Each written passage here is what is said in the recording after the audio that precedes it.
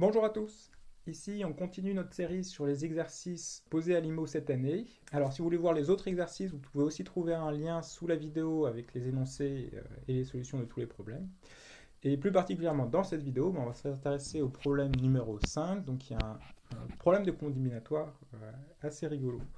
Alors, contrairement aux habitudes des IMO, ici, l'énoncé est assez long, donc je vais plutôt vous le présenter sur un dessin. Le jeu est le suivant, on vous donne une grille avec 2022 lignes et 2023 colonnes. Sur cette grille, il y a des bombes, alors plus exactement 2022 bombes, une exactement sur chaque ligne, et au plus une par colonne. Avec ça, vous avez un pion, et le pion peut se déplacer sur la grille vers la gauche, vers la droite, haut et bas. Et le jeu, c'est que vous ne savez pas où sont les bombes, et on va vous demander de traverser la grille. Donc par exemple, vous explorez la grille de cette manière-ci, et quand vous tombez sur une bombe, vous perdez une vie, vous retournez à votre point de départ, et vous vous rappelez de votre chemin.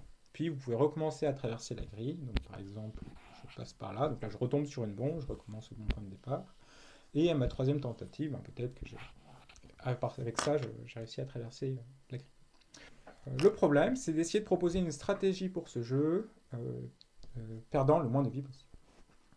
Eh bien, je vous laisse mettre la vidéo sur pause pour résoudre l'exercice.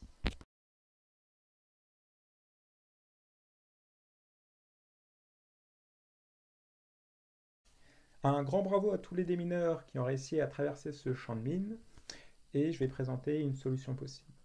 Alors, c'est important que la stratégie fonctionne dans le pire scénario possible. Et alors, comment modéliser le pire scénario possible? On peut regarder plutôt une variante du jeu, ou plutôt d'avoir des bombes qui soient déjà posées, vous jouez contre un adversaire, et cet adversaire regarde où vous allez et peut placer les bombes en conséquence.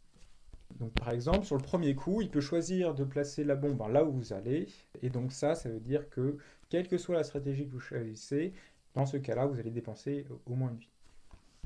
Alors c'est aussi possible qu'il regarde au moment où vous allez traverser la deuxième ligne, de poser une bombe là, il n'y a rien qui l'en empêche.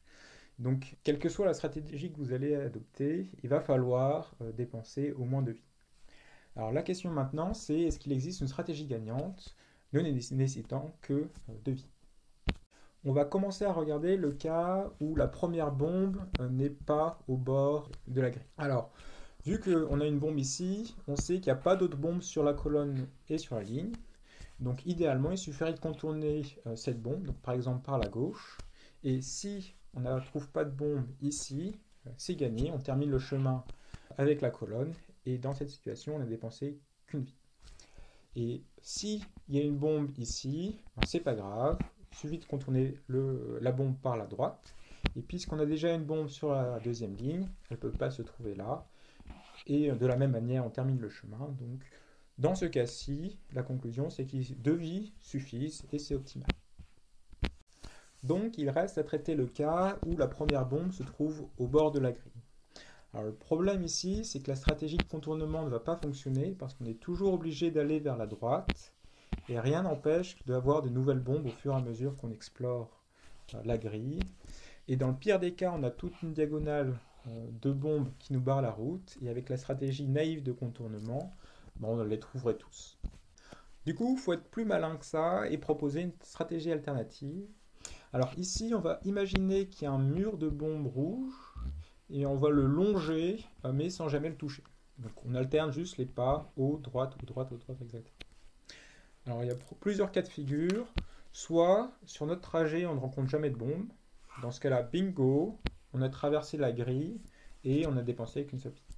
Soit on va rencontrer sur une bombe.